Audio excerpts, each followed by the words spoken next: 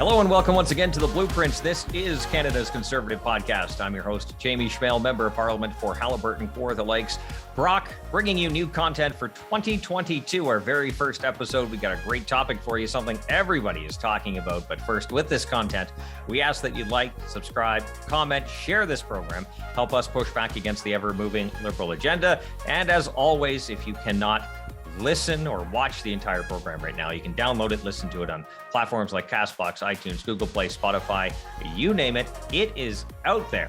And again, new content every single Tuesday, 1:30 p.m. Eastern Time. Our first guest of the new year, a very important guest, I might say, and someone who was newly elected in the class of 2021 in the riding of Cumberland-Colchester in the amazing province of Nova Scotia. We have Dr. Stephen Ellis.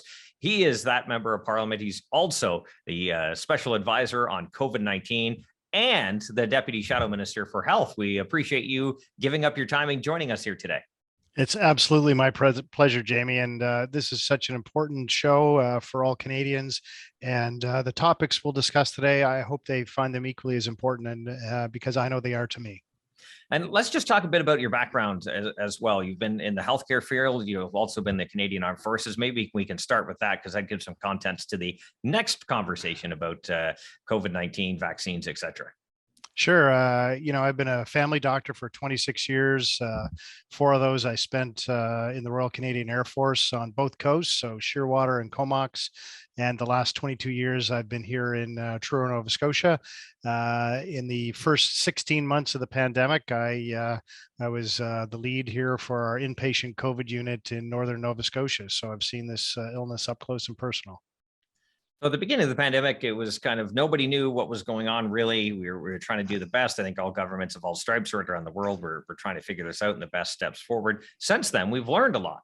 And we've been evolving our rules and regulations and practices, whether healthcare or government, et cetera, or we are supposed to anyway. So this past week, actually last week, we had the federal minister of health say that I want to get this quote right, personally would support mandatory vaccination in Canada. What was your reaction to that when you heard that?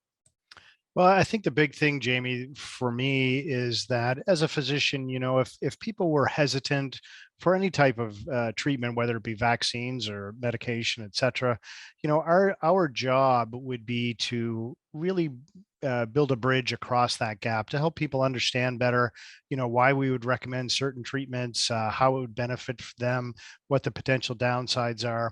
And in my experience as a legislator, which I know has been very short, not compared, to someone experienced like yourself, but I think hitting people over the head with bigger and bigger mandates is certainly un-Canadian in my opinion, and certainly, when you look at the scientific literature around, I also don't understand how they would implement this if they so decided to go down this path. Would they kick down someone's door and hold you down and give you the needle? I just don't understand the comments, because it could take us down a very dark and dangerous path. Certainly it's a direct contradiction to those things that I mentioned, which, in the, in an analogy is building a bridge. I agree with you totally that nobody's ever come out aside from perhaps some provincial leadership to say that they may, present fines and things like that. But people have suffered significantly. People have suffered during the pandemic in terms of their obviously their ability to socialize, their mental health has suffered, their physical health has suffered. People have lost their jobs. People are now in most provinces unable to go to a theater or a restaurant. They've had their personal freedoms suffering from that. So as you mentioned, what are the next steps? What possibly could we negatively do to people to enforce a vaccine mandate? It seems a little draconian to me. And now we've also heard news. The government did relinquish for one day only, and that was thankfully for our Conservative team pushing on this. But now truckers now are required to have vaccinations in order to do their job. And in many cases, these truckers work alone, they drive alone, they eat alone, they sleep alone. We have a supply shortage, a very severe supply shortage as it is. This is another government-made decision that is going to cause yet more problems that they are then going to have to try to figure out how to solve. And I don't know how they do it, especially during this labor shortage. Yeah, I think it's a sad reflection of the inflexibility when liberal parties have this ideology of how they think they should approach something, that they will have absolutely no exceptions to it. As you mentioned, I mean, I've spoken to lots of truckers in my riding, especially people who drive as they might say in their language, pin to pin. Their interactions with others, as you mentioned, is pretty much zero. And I think that the other side of that is I've seen some studies that would suggest the likelihood of them having COVID, of course, because of the lack of contact with others, is very minimal. The government, again, the liberal government doesn't want to acknowledge that. They just want to have their ideologies push forward on Canadians, and create this kind of cookie cutter approach, which, as you mentioned, is going to negatively affect our supply chain and further exacerbate this cost of living, this just inflation that we have now already, that's going to continue to increase. And folks, then it's not going to just be inflation, it's going to be, there's just not things on the shelf either. I think we're seeing that in many parts of the country already. Supply shortages. People, if they want to build something for their house, they're months along. The appliance shortage. You name it. It is very real. And these individuals, the truckers, transport goods and services from community to community across the border, and they keep the economy going. And to take thousands, potentially thousands of truckers when there already aren't enough out of the workforce seems very short-sighted to me.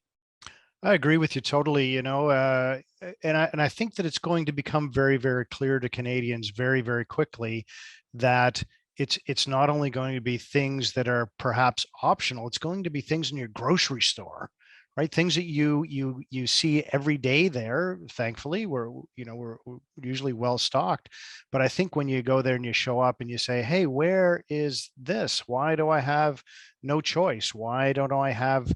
Especially, I would suggest that in Canada in the winter, it's going to be fresh produce. That's going to be one of the things that are going to negatively affect us the most, which, of course, as a physician, is going to negatively affect my health. I want to eat healthily, as you do, I know, and all Canadians strive to. But as the costs go up and the choices go down, then we're going to be in a very much more even significant problem than we are now, which is bad enough as it is. And of course, last week, the numbers for inflation, almost 5% inflation. This is real, and most of it's government made because, of course, the Bank of Canada started to print money to cover the debts, the spending of the actual government, and the finance department, Justin Trudeau, deciding he wants to throw all this money out in the atmosphere. But I would say, I think there was a crisis in healthcare before COVID. This has exacerbated it, but yet all this extra spending, a lot of it inflated a whole bunch of things, including the housing market. But a lot of the spending, besides the CERB, the wage subsidy, et cetera, is all things couched in the language of COVID, but have absolutely nothing to do with COVID. No, it's very, very sad. As you mentioned, one of the things, we had an emergency health committee meeting at which the Minister of Health appeared yesterday. And when you look at the studies, Jamie, 91.6% of hospital beds in Canada were full most of the time before this pandemic. And again, what has the government done about that? They have done absolutely nothing. They promised to hire 7,500 healthcare workers, including, as in their terminology, nurses, family doctors, and nurse practitioners. When I asked Minister Duclos about that specifically, he could not provide an answer as to how many they hired. Was it one? Was it 21? Is it zero? He has really no idea, even though, as you know, in the House of Commons, the Prime Minister promised the exact same thing. We are going to have these 7,500 people. They've had 4 months to do it. They really have not delivered on their promises. Well, it's like their promise to plant 2 billion trees, and they've only planted a couple thousand. It's absolutely the level of failure in this government, and yet I would say that the media, for the most part, protects them, and their supporters talk away their failures. It absolutely is quite amazing.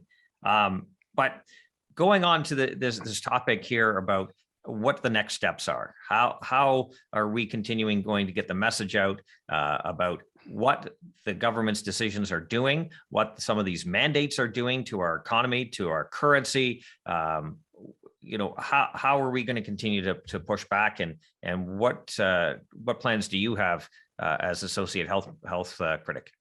I think, Jamie, the Canadian needs to know that this is a failure of leadership. All of these things that they begin to talk about are too little, too late. When we as conservatives, I wasn't there, I know you were, Jamie, recommended vaccines early on in the pandemic, they dismissed the idea out of hand. When the conservatives recommended early in the pandemic the introduction of rapid tests, their use, their procurement, their domestic production, again, dismissed out of hand. When we talk about domestic production of personal protective equipment, dismissed out of hand.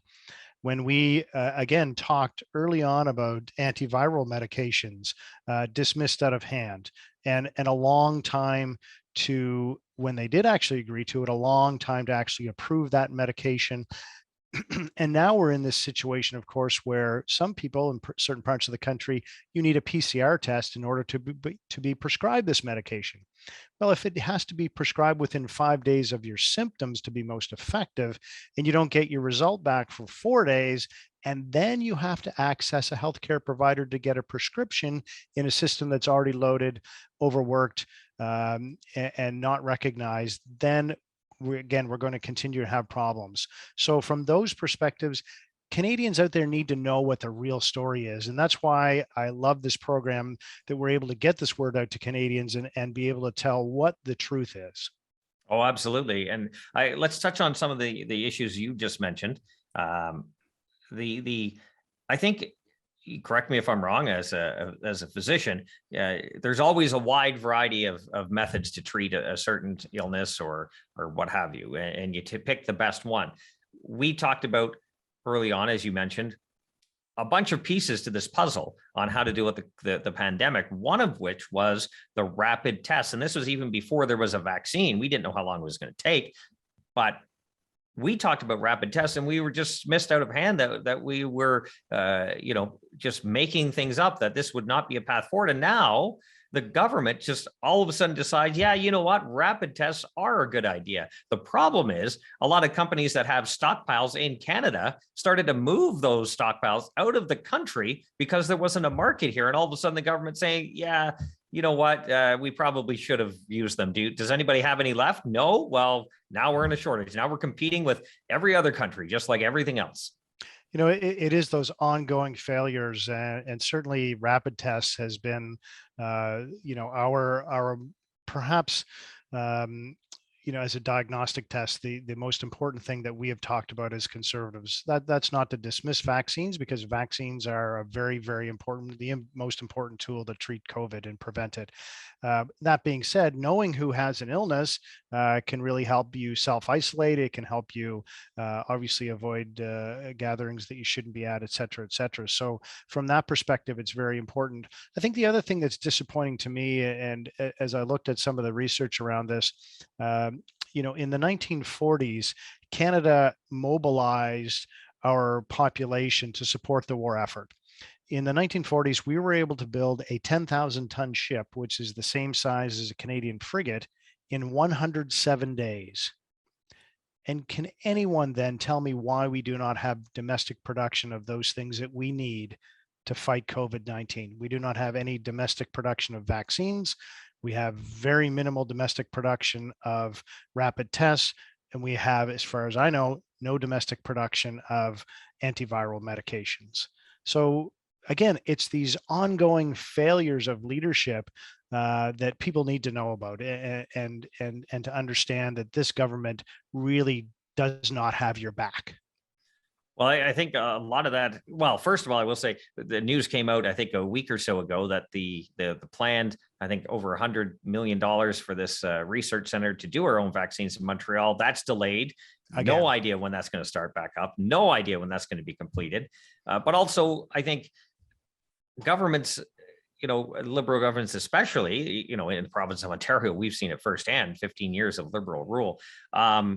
They have made the atmosphere to start, create, establish a business very cost productive, to the point where businesses aren't even looking at Canada as a jurisdiction to do operations. And this is just steamrolled to your point, why we can't get anything built in this country, why we can't have domestic manufacturing, because the rules, regulations, red tape, government policy, taxes are just out of control, where they just go to jurisdictions where they can get things built and done quickly in a responsible manner. In some cases, not all. Absolutely. And I think that's so important as a Canadian. Canada historically has been a leader on the world stage in innovation and intelligent people in business startups. And, I would suggest that even again, I'll go back to my Second World War story, is that Canada played a leading role in both wars, really, let's be honest. And now, when we stymie development here, then we run into problems. Canada was important in talking about a multitude of things during the Second World War, like how to prevent ship's hulls from rusting. Those things we looked at. Very other important innovations around penicillin and its stability and its use. So, from everything from the Navy to medical innovations, Canada was important during the Second World War. During this event where 30,000 Canadians died, 42,000 Canadians died in World War II. We are absent on the world stage, and sadly, we're also absent domestically. I don't want to keep you too much longer. I've already kept you over time. We've gone a bit long. I did post on social media last week about the Charter of Rights and Freedoms, that it must never slumber, especially during a crisis, that if that happens, there will always be a crisis, right? So we should be using that as the framework of our way out. Well, and certainly we see those rights being trampled upon. If Canadians who are traveling are not allowed back in our country, that's one of the tenets of the Canadian Charter, is that you can enter and leave your country of Canada whenever you decide. And I think that the Canadians, again, as you suggest, need to be aware of how are your rights and freedoms being manipulated during this pandemic, and that's important to us Conservatives. I know it's important to you, it's important to me, and that's something that we want to stand up for Canadians for. All right. I always give the guests the last word. I don't know if you want to, you said that perfectly, but I should have started my last comment on that. But if you want to do the last word, the floor is yours, and we'll wrap up. Well, thanks for this, Jamie. You know what? It's been an honor and a privilege to be part of this Conservative government. I think that we are working very hard to hold this government to account, and I think that Canadians need to know that, and that we do have an agenda to ensure that their rights and freedoms are being protected out there, and to give them the best shot at coming out the other side of this pandemic in an appropriate and well manner.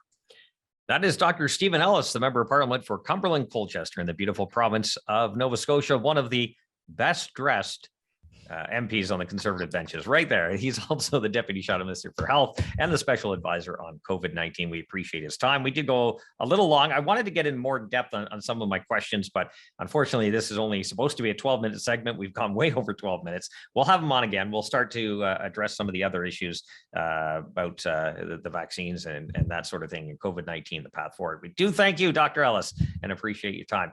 We appreciate your time for tuning in. New content every single Tuesday, 1:30 p.m. Eastern time. We ask that you like, comment, subscribe, share this program. Together we can push back against the ever-moving liberal agenda. And of course, instead of Facebook or Instagram, it is on platforms like Castbox, iTunes, Google Play, Spotify, so you can listen to it at your leisure. We do appreciate your time.